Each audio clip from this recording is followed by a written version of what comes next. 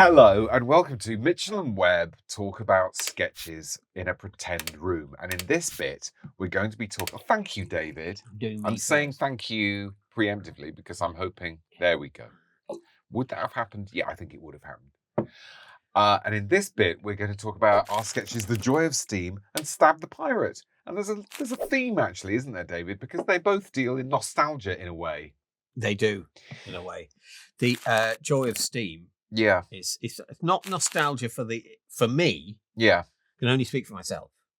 I wouldn't expect you to speak for anyone else.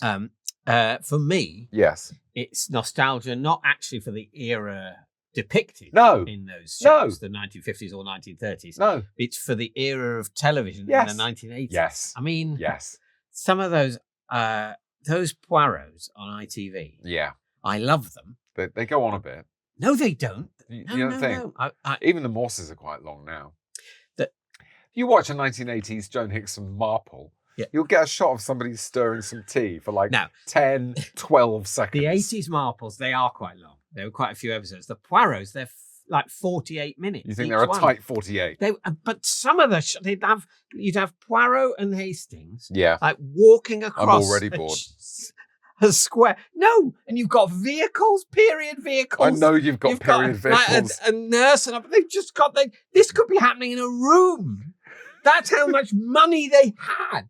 Look, it's just look. I know. Do you know what might be nice? An omnibus covered in people in period costume. That's just not it's beyond our means, Rob. No, I think of the residuals. Oh yeah, I know. Think of what Hastings is getting every week. Do you think just the money just piles up? Do you think that the Dad's Army guys? I mean, they're all rich they're dead. But do you think obviously their fees will have been low in the 70s. But yes. Do you think they still get repeats like 90% of their initial 1975 fee? Is that still going to Godfrey's? It may well be. It may well be, and obviously there were tax problems. I mean, they were taxed very harshly. They were taxed harshly in the 70s, but these days, it wouldn't have to pay. You don't have to pay the residuals under the tax regime when the program was made. That would be quite unfair, wouldn't it? That's a tip here. If you're in television, you don't have to pay. Tax on the residuals according to when the program was originally broadcast. If you find yourself paying tax on the residuals according to the tax regime of when the programs were made, you've been misinformed. A different agent or accountant. It comes under the contemporary tax regime is what you'd pay That's it on. The important thing. Whether it be that higher or lower. But in this case, the 1970s in the UK, you're probably aware quite high tax. Very high taxation environment. It all changed during Nigel Lawson's first budget in No, it wasn't. No, Lawson. 79. It was what's his name? Who was her first chancellor? You know, Who's going to remember the one that said who was her first chancellor? They called him a dead How? Jeffrey Howe. Jeffrey Howe. And if he's got a Wikipedia page. This isn't relevant, is it? But it's more 80s nostalgia. Since when do we care about relevance? That's a good point. 80s nostalgia, yeah. And we had Olivia Colman to almost in a sort of disrespectful way, we made her do the thankless task of reciting a very, very long monologue, whilst with no laughs in it, whilst being shrouded in steam, and that was a sort of sick, petty revenge that we took upon the Oscar-winning former colleague, and she was completely game for. Yeah, because she learnt the speech perfectly, flawlessly. And did it brilliantly. Yeah. So the laughs on us, really. But so the steam, very much resonant of the glory days of Joan Hickson. Yes. But the steam, everyone's very romantic about steam trains, and they do look good. But of course, environmentally, I mean, there was a lot of that's not steam, that's smoke, isn't it? Isn't that just smoke? There's both. Is it both? But it is mainly steam. Right. But there's no doubt there's a lot of carbon emissions involved in a steam engine. Noisy. Dangerous. Not very reliable. Probably took a long time to get going. Very poor acceleration on a steam engine. They could get pretty fast. Do you think in the 1940s everyone was going, "Oh, look at this lovely steam train, isn't it lovely?" Or they were just going, "Oh, it's a train." I think they were going, it's just a train. And I think that's one of the things that's a shame about history, because to us it would have looked so picturesque And at the time, it just looked dirty and modern, like now does.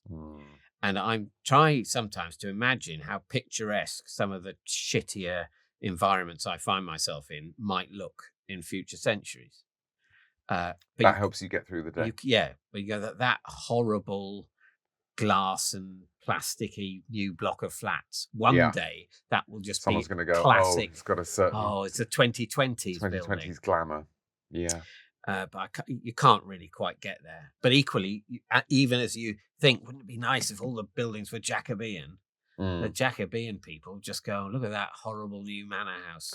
In microcosm, it's a bit like that with aging, isn't it? When you go look in the mirror and you go, Jesus Christ, I look so old now. And what I do is imagine that I'm 80 and I'm looking at my 53-year-old face going, what a stud. Oldest. What a fresh-faced oldest you've babe. ever been, youngest you're ever going to be. This is the thing.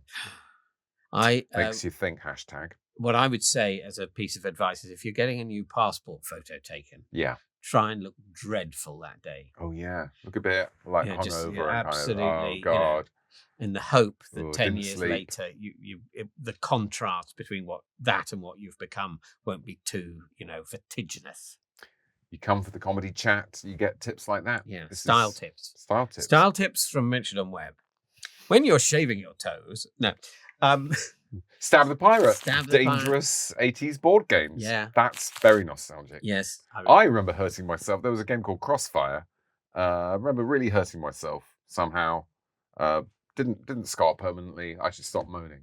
But they were quite dangerous. You were literally firing ball bearings at high speed at your loved one. I remember, obviously playgrounds then, they didn't have that rubberized No, they made of concrete. Everything was tarmac. Concrete. I remember a roundabout at the sort of swings near me, and it was cast iron. Yeah. And it would go at enormous speeds. And if one of those cast iron things had hit, it was just lethal.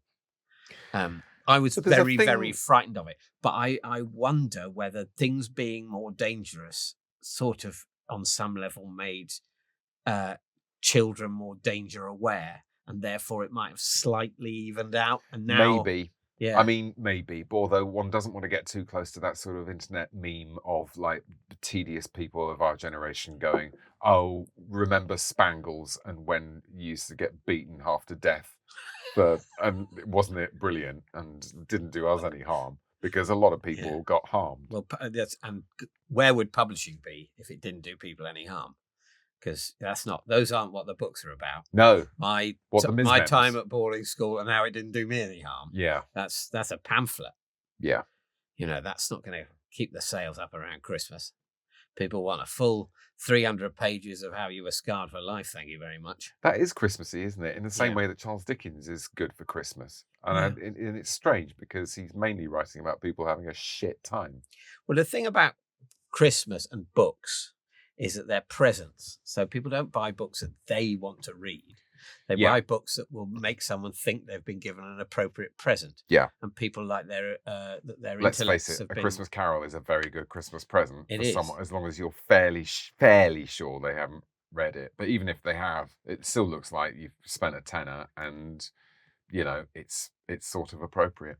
And equally, while a misery memoir might not be very Christmassy in itself, it's a respectful present for someone who you want to convey the idea that you see them as a serious reader who addresses issues. And there will be one or two Christmases in it about how bad the Christmas was. There will be like Christmas in the care home was not very nice. You could say, I tell you what, I folded down the pages where Christmas is mentioned. Yeah. Because then you can read that on Boxing Day. Look how horrible this Christmas was.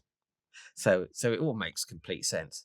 Yeah. I think it's time for a call to action. Turn on notifications so you don't miss the next one. I wouldn't do that. If you don't notice missing it, then you're better off without it. You get enough hassle from your phone. Drop a comment. We want to hear from you. That's a way for you to practice your typing into the void. Type into the void. Someone will like it. And then you can spend a few days sort of anxiously watching those likes accumulate.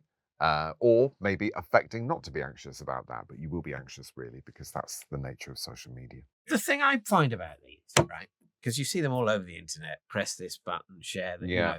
Have people totally lost their belief in reverse psychology?